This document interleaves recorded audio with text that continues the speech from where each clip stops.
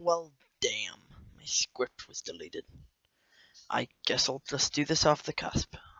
Starting with news. Zendaya was cast as Mary Jane Watson, which for some reason is bad to the internet. I really don't know. Doesn't matter.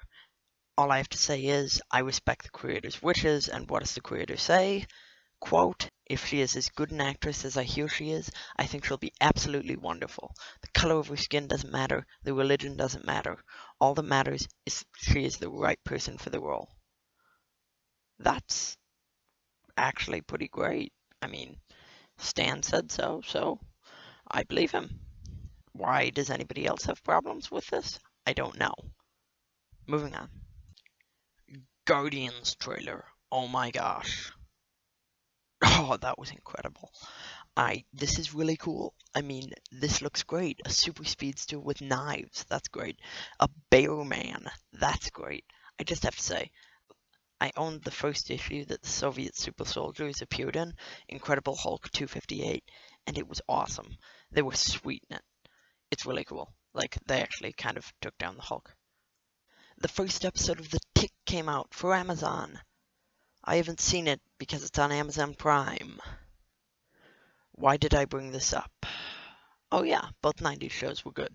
That's why I brought it up. Okay, now I want to move on to the main topic. The main topic of this video is about Batman and Superman. The characterizations. The main problem most people had with Batman v Superman Dawn of Justice Ultimate Cut Edition is that the characterizations of Batman and Superman were different from that of the comics. Superman was mean. He was angry. He was kind of arrogant. Batman killed people. So today I want to look at the first issues of both comics, Action Comics #1 and Detective Comics #7, the debut of Superman and Batman respectively, and compare those with the movie counterparts. Should be fun. Let's start. Action Comics #1 starts off very differently from the modern Superman. Superman is sent to Earth as a child, as Krypton dies of old age. I put that in finger quotes, by the way. That's something a planet does, apparently. And when he lands on Earth, a passing motorist, no mention to Jonathan Kent whatsoever, takes him to a nearby orphanage, which is kind of weird. I mean, wouldn't everyone at the orphanage know who Superman is now? Superman is a bruiser, and he's more of a mean man's man in this interpretation. He's definitely a product of the time. I mean, Clark Kent is harassed for not wanting to fight people who are much bigger than him. Lois Lane is treated as sort of a trophy girlfriend. It's definitely written for kids, and the art isn't great, but good for the time. It has more of a funny pages comics feel to the art. The writing is interesting. Superman has committed crimes and gets away with them. He's evil, kind of. He breaks into a senator's office and kidnaps a man from it. And in this panel, Superman has no boots. Who does that? He's a mean man's man who only does things that some jerk would think are cool. So he would match up with the film perfectly. I mean, seriously, Zack Snyder definitely read this first comic. Moving on. Detective Comics #27, the debut of the Batman. Batman friggin' kills in this. I mean, I'm going to read off the actual panel here. Okay, here we are. Suddenly, Stryker, with the strength of a madman, tears himself free from the grasp of Batman. Sure I did it, but you won't send me to the chair, for sure I'll sock. Blah, blah, blah, blah, falling right into the acid.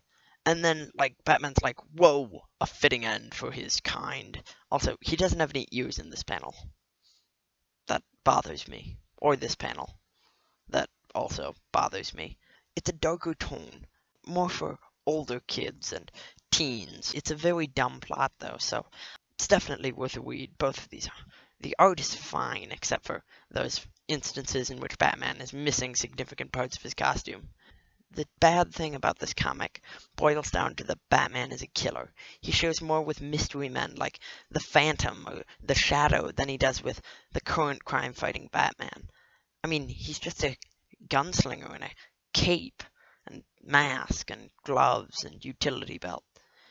So it kind of does match with the Batman and Batman v Superman Dawn of Justice Ultimate Cut Edition. Now I want to get to the main point of this episode. Batman and Superman have changed a lot through the years.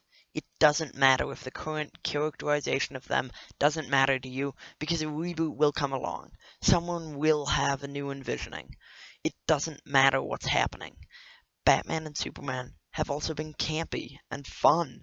I mean, think of Superman from 1978 or Batman from 1966.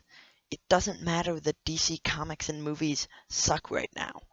In the 80s, DC was great and Marvel sucked with Batman and Superman coming out.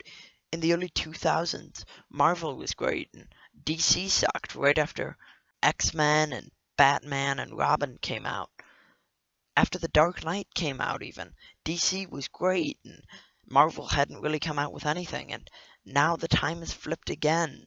That's roughly one flip every 8 years. If you don't like the current characterization of Batman, another version will come along. It doesn't matter. If you think that Superman is too mean and gruff and dark, another Superman will be revived. Maybe even more comic accurate than Christopher Reeve, who, in all honesty, was pretty comic accurate, but not that much.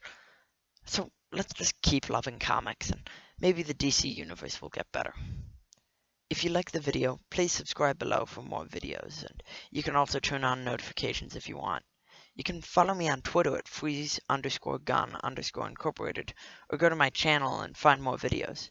If you really liked the video, leave a comment below about your thoughts on the characterizations of Batman or Superman in BVS, DOJ, or whatever. But for now, this is FGI, signing off.